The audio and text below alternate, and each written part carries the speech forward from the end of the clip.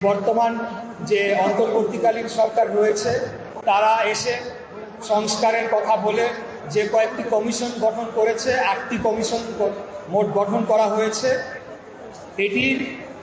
এই দফাগুলো কিন্তু আজ থেকে আরো 2 থেকে 2.5 বছর আগে এর প্রয়োজনীয়তা অনুভব করতে পেরে আমাদের নেতা দেশনায়ক জনাব তারেক রহমান ঘোষণা করেছিলেন প্রায় 60টির অধিক রাজনৈতিক দলের সাথে সলা পরামর্শ করে। আমরা আজকে দেখতে পাচ্ছি যে বর্তমান অন্তর্বর্তীকালীন সরকার সেই দফাগুলো থেকে বহু নিয়ে তারা সংস্কারের কথা বলছে, যেটি বিপক্ষে আমরা নই। তবে আমরা বলতে চাই যে রাষ্ট্র মেরামতের যে দীর্ঘমেয়াদী মধ্যমেয়াদী সংস্কারের যে ম্যান্ডেট, সেটি কিন্তু একটি নির্বাচিত সরকারই কেবল করতে পারে, একটা নির্বাচিত সংসদই কেবল করতে পারে। আজকে আপনারা দেখছেন যে দেশে বহুমুখী সংকট দেখা দিচ্ছে, নানামুখী সমস্যায় প্রতিনিয়ত উদ্ভব হচ্ছে। আপনারা দেখছেন যে আইন শৃঙ্খলা পরিস্থিতি কিছুটা হলো অবনতি হচ্ছে, মাঝে মধ্যে উন্নতি হচ্ছে, আবার অবনতি হচ্ছে। এই যে বিষয়গুলো হচ্ছে, এটার পিছনে যে যুক্তিটি রয়েছে সেটি হচ্ছে যে পতিত স্বৈরাচারী খুনি ফ্যাসিস্ট হাসিনা পালিয়ে গেলেও কিন্তু সে বিদেশে বসে দেশের বিরুদ্ধে চক্রান্ত করছে এবং দেশের ভিতরে তার কিছু সন্ত্রাসী বাহিনী, তাদের মধ্যে বিন্দুমাত্র কোনো অনুশোচনা নাই, কোনো পরিতাপ নাই। তারা তাদের দল যে এত বড় একটি গণহত্যা চালিয়েছে, 36 মতো ছাত্র জনতাকে হত্যা করেছে, 30,000-এর মতো সাধারণ জনগণকে আহত করেছে, নিহত করেছে, তাদেরকে স্থায়ীভাবে পঙ্গু করে দিয়েছে, তাদের মধ্যে কোনো অনুতাপ নাই।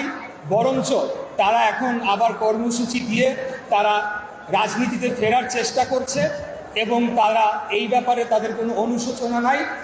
তারা মনে করছে যে তারা যেটি করেছে সঠিক করেছে। তো সেই কারণে আমরা বারে বারে নির্বাচনের কথা আমাদের দলের পক্ষ থেকে বলে আসছে যে যেহেতু বর্তমান অন্তর্বর্তীকালীন সরকার তারা স্থায়ী না, তারা অস্থায়ী সময়ের জন্য এসেছে, তাদের রাজনৈতিক সেই ভিত্তি নাই, সেই সংগঠন নাই।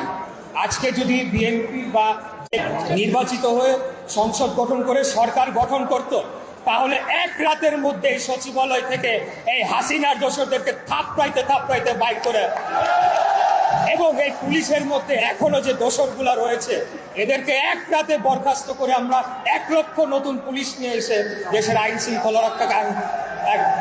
শৃঙ্খলার যে পরিস্থিতি সেটিকে উন্নয়ন ঘটাতে পারতাম। কিন্তু এই বর্তমান সরকারের পক্ষে এটি সম্ভব নয়। এটি কেবলমাত্র একটি রাজনৈতিক সরকারের পক্ষেই সম্ভব, যার কারণে বারে বারে আমরা নির্বাচনের কথা বলছি।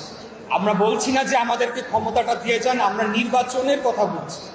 আপনারা পাশাপাশি লক্ষ্য করবেন একটি দল যারা আমাদের পাশে, আমাদের সাথে থেকে স্বৈরাচারী ফ্যাসিস্ট বিরোধী আন্দোলনে ছিল, তারা নির্বাচন বিলম্বিত করার কথা বলছে এবং এই অবস্থার মধ্যে যে একটা অনিশ্চয়তার মধ্যে তারা এখন স্থানীয় সরকার নির্বাচনের কথা বলছে, যেখানে দেশের মোটা দাগে আইন শৃঙ্খলা যে পরিস্থিতি সেটারই ঠিক নাই। তারা সেখানে বলছে যে স্থানীয় সরকার নির্বাচন করতে হবে। এটি আমরা মনে করি এটা দূরভিসন্ধিমূলক।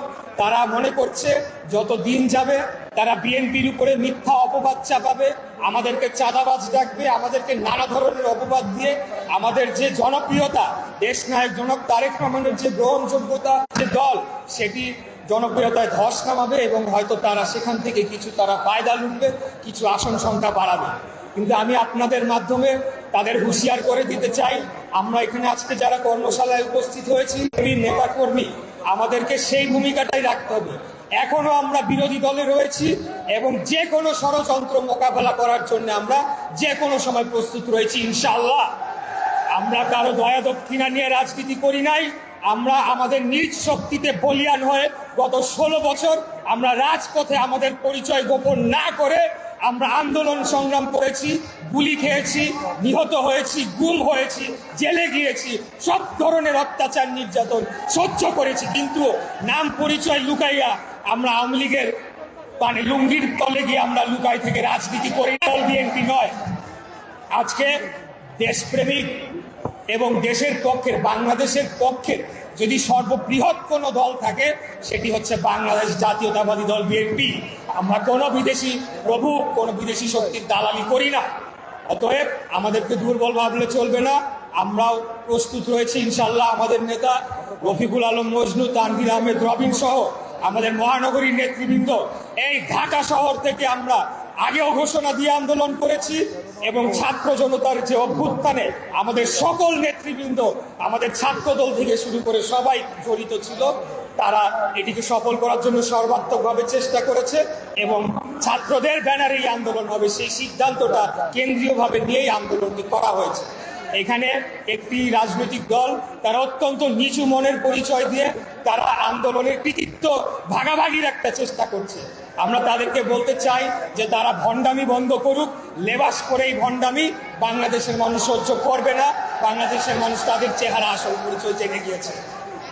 ইনশাল্লাহ আপনাদেরকে সাথে নিয়ে আগামী দিনে যে নির্বাচনটি হবে সেখানে আমরা বিপুল ভোটে জয়লাভ করে বাংলাদেশ জাতীয়তাবাদী দল আবারও ক্ষমতায় আসবে এবং দেশনায়ক তারেক রহমানের নেতৃত্বে আমরা বাংলাদেশকে একটি অত্যন্ত শক্তিশালী এবং উন্নত রাষ্ট্রে, এই দক্ষিণ পূর্ব এশিয়ার একটি উন্নত রাষ্ট্রে পরিণত করব, যে রাষ্ট্রের দিকে কেউ চোখ উঁচু করে তাকাতে পারবে না ইনশাআল্লাহ।